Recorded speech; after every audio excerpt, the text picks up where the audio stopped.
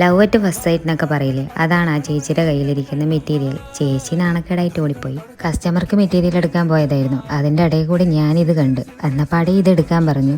റയോണാണ് material. ആകെ 2 metre ഉണ്ടായിട്ടു. 2 പറഞ്ഞിട്ട് ഞാനതെടുത്ത്.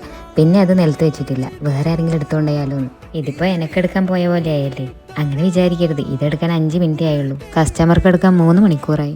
Valentine's ഡേക്ക് outfit ആയി എന്ന് വിചാരിച്ചിട്ടാണ് വാങ്ങിയത്. പക്ഷെ ഞാൻ വാലന്റൈൻസ് ഡേക്ക് ഇവിടെ പോകുന്നു ഇതിട്ടിട്ട്. അതുകൊണ്ട് ഞാൻ വിചാരിച്ച് വാലന്റൈൻസ് ഡേക്ക് മുന്നേ നമ്മുടെ വീട്ടിൻ്റെ അടുത്ത് കുറിഞ്ഞി അവിടെ ഉത്സവമുണ്ട്. അപ്പൊ അവിടെ ബോംബ് ഇടാന്ന് വിചാരിച്ച് ആക്കിയിട്ട് വല്ല കാര്യവും വേണ്ടേ. അങ്ങനെ തെയ്യത്തിന് പോകുന്നതിന് തൊട്ട് മുന്നേ ചൂടോടെ സ്റ്റിച്ച് ചെയ്തിട്ട ഡ്രസ്സാണിത്.